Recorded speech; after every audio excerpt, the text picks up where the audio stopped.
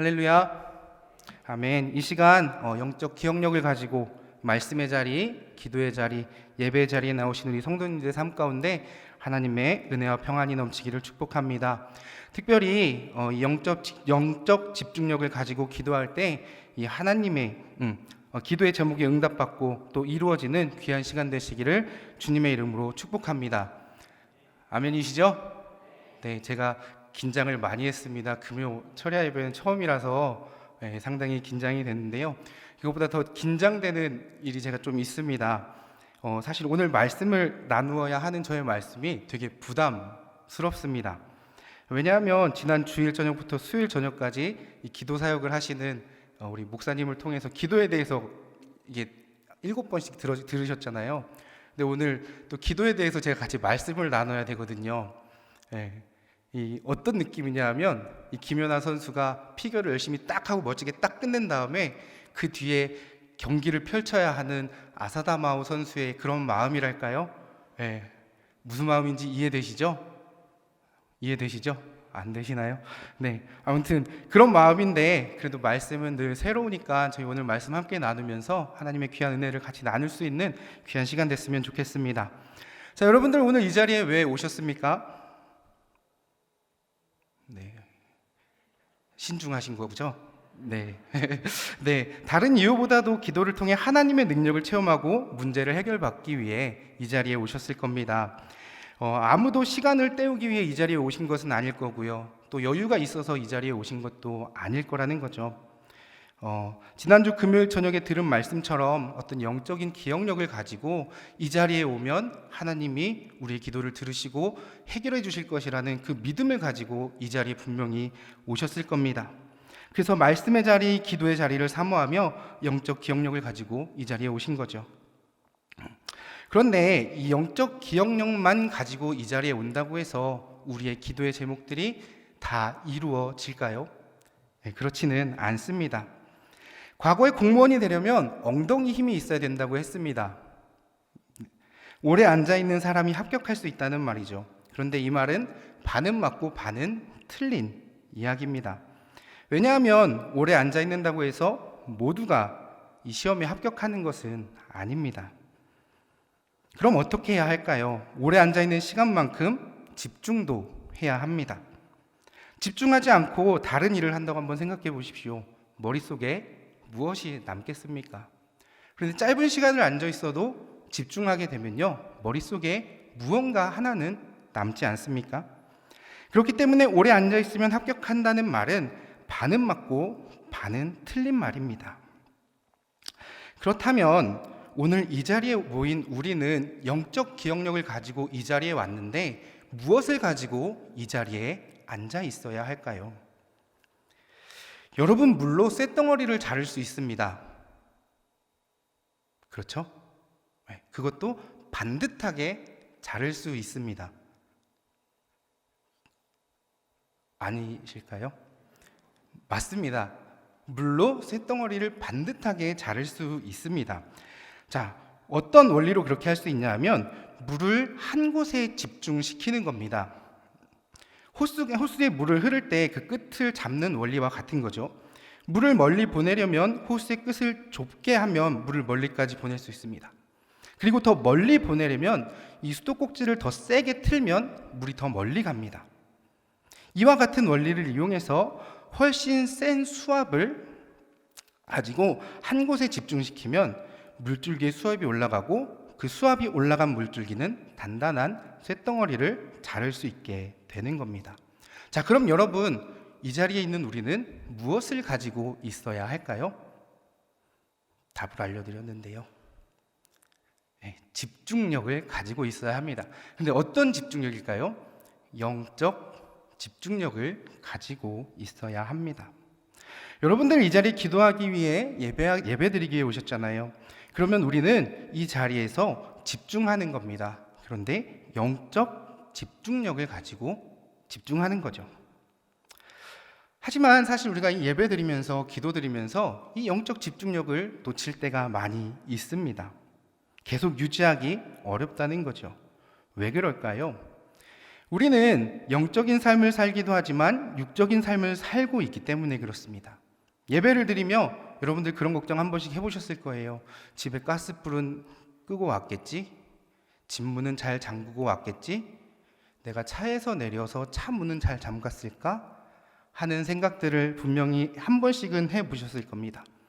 그리고 이 자리에 오시면서 내가 오늘 하루를 돌아보며 하나님 앞에 잘 살았나? 가서 예배를 드려도 괜찮을까? 하는 그런 생각들이 이 예배를 드리며 계속해서 우리의 마음을 두드린다는 겁니다. 왜 예배를 드리며 이런 생각을 하게 될까? 왜 기도를 하며 이런 생각을 하게 될까? 오늘 본문이 그것을 우리에게 잘 이야기해주고 있는데요. 본문 말씀 19절을 함께 읽겠습니다. 같이 읽습니다. 내가 원하는 바 선은 행하지 아니하고 도리어 원하지 하는 바 악을 행하는도다. 사도 바울의 고백이죠. 자신의 내적 실패와 모순에 대하여 고백을 합니다. 선한 모습으로 평생을 살고 싶고 하나님의 뜻을 따라 살고 싶은 것이 자신의 모습이지만 도리어 원치 아니하는 바 악을 행한다고 말하며 슬퍼합니다. 우리도 마찬가지죠. 믿음의 성숙함을 위해 살아가면서도 나의 의지와 상관없이 죄와 악을 행하는 모습을 종종 보게 된다는 겁니다. 그래서 일본의 유명한 신학자인 우치무라 간조는요, 이렇게 이야기를 했어요. 만일 하나님의 뜻을 마음대로 다 행할 수 있는 사람이 있다면 그는 인간이 아니라 하나님이다. 이 말은 우리가 하나님의 뜻을 다 안다고 해서 하나님의 뜻을 그대로 행할 수 있는 존재는 아니라고 이야기를 하는 거죠. 그러면 우리는 왜 이런 실패를 경험하게 될까?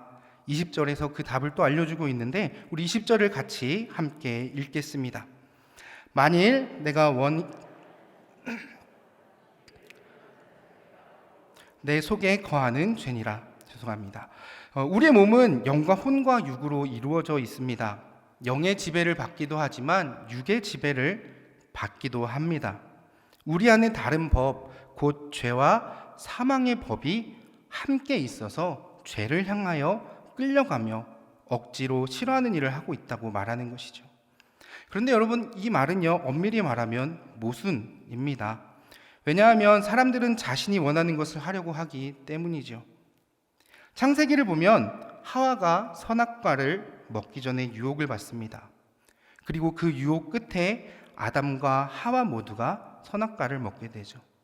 이 모습을 보면서 우리는 아담과 하와가 유혹에 넘어갔기 때문이라고 배웁니다. 그리고 유혹을 조심해야 한다고 말씀을 듣습니다. 그런데 창세기 3장 6절을 보면 이렇게 기록을 합니다.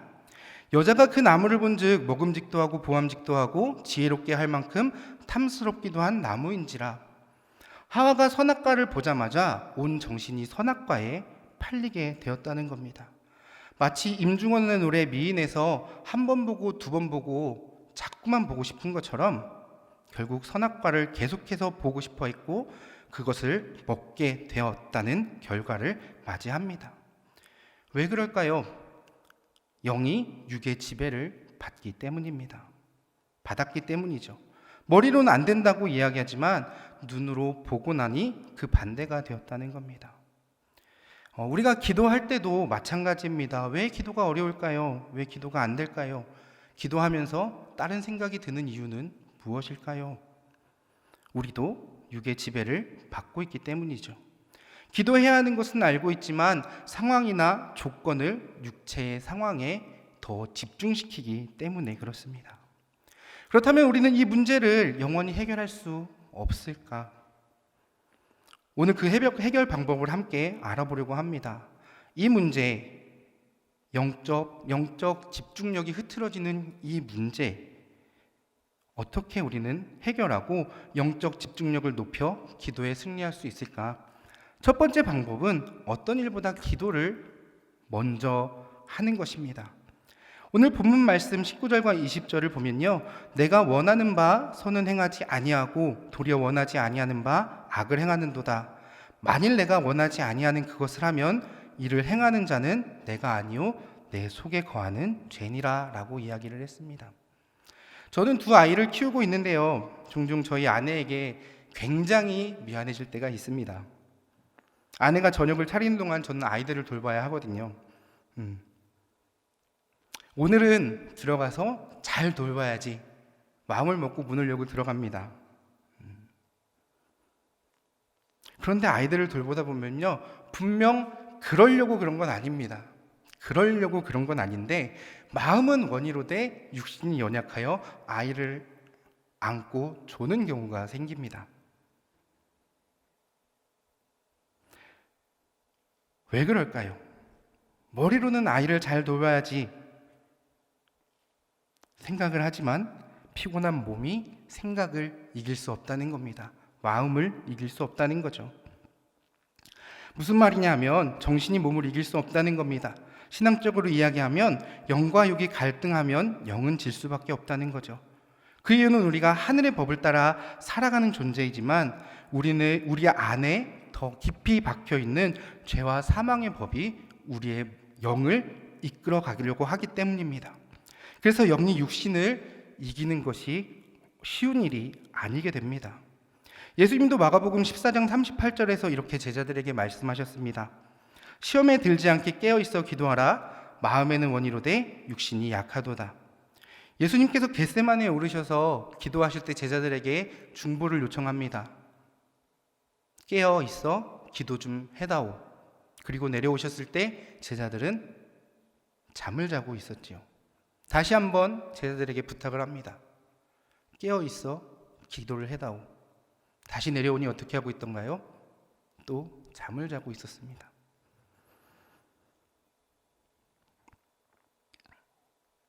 세 번째 그렇게 하셨지만 제자들 모두 잠이 들은 거죠.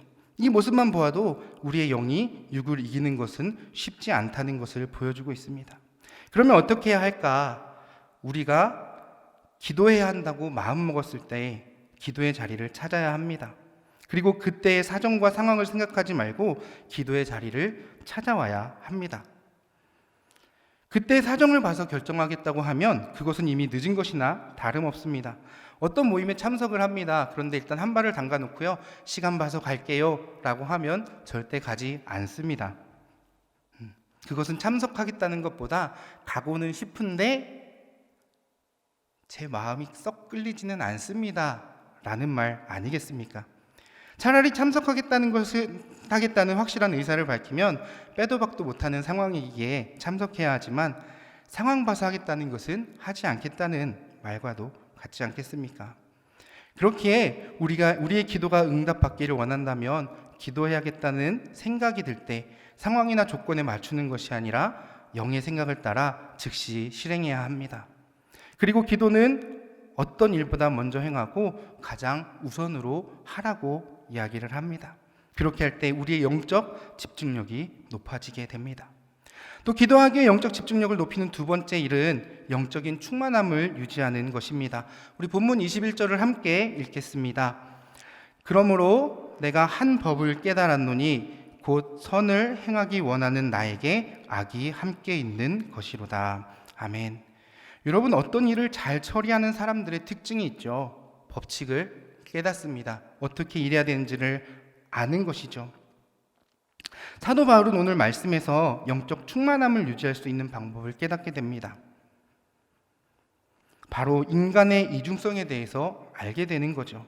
선을 행하기 원하는 나에게 악이 함께 있는 것이로다. 속사람은 하나님의 법을 즐거워하지만 육체는 죄의 법을 사모하고 있다는 것을 발견한 것입니다. 감리교회 창시자인 존 웨슬리 목사님은요, 우리의 삶에서 성화의 과정을 거치며 살아야 한다고 말씀하셨습니다. 우리는 죄로부터 용서받아 의롭다고 칭함을 받은 사람들입니다.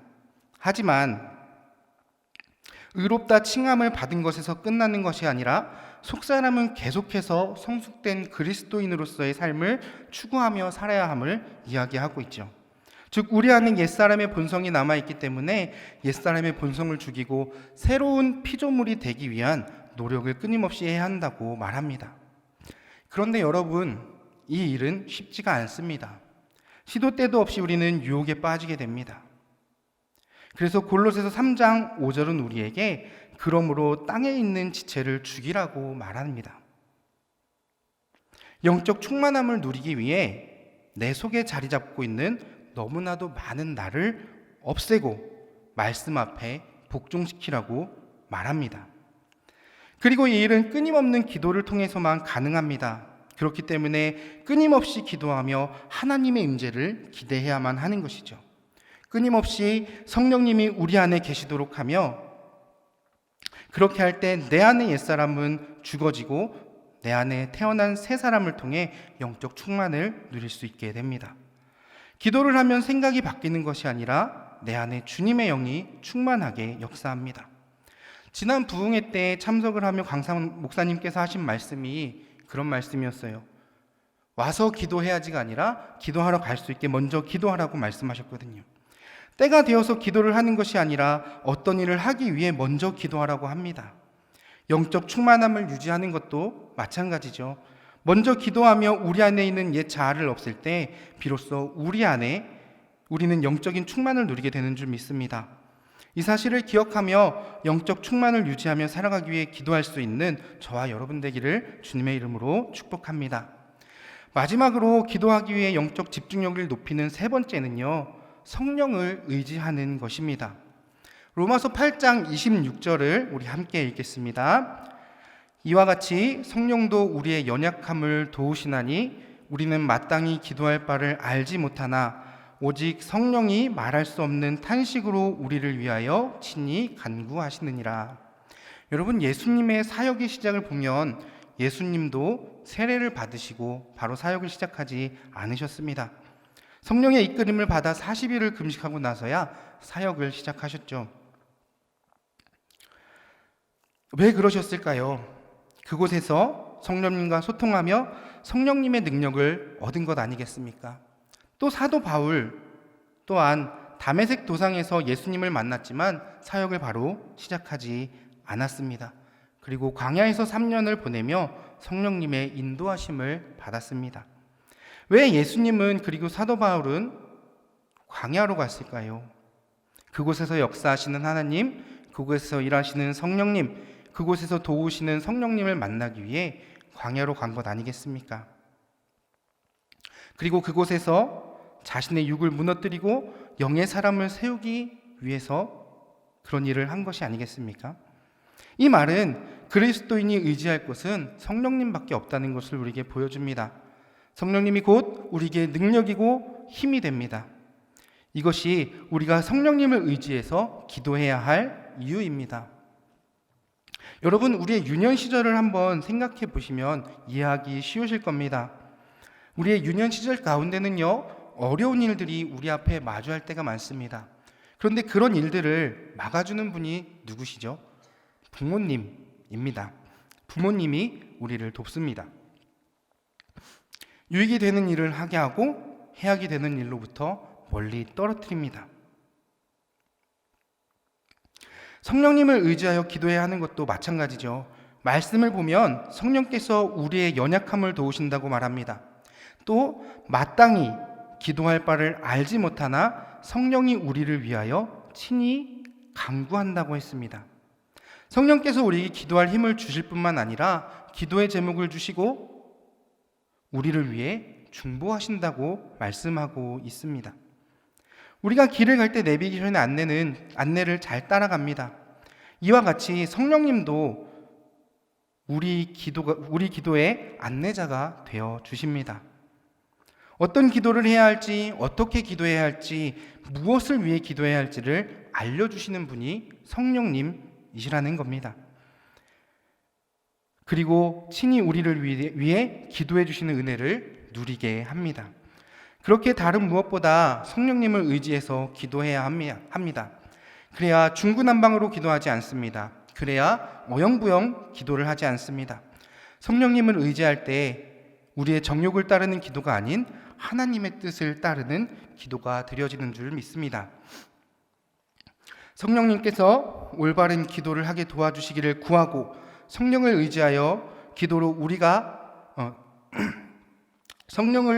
의지하여 기도하며 하나님께 응답받는 기도의 사람들이 되시기를 주님의 이름으로 축복합니다. 말씀을 마무리합니다. 영적 집중력을 유지하는 것은 너무나도 어려운 일입니다. 하지만 기도하고자 기도의 자리를 찾는 자녀들에게 성령님께서 함께 하시며 중보하시는 줄 믿습니다. 이 사실을 기억하며 기도의 자리를 찾으시고 성령님을 의지한 영적 충만함을 통해 기도에 응답받는 귀한 삶을 살아가시는 여러분들 되시기를 주님의 이름으로 축복합니다.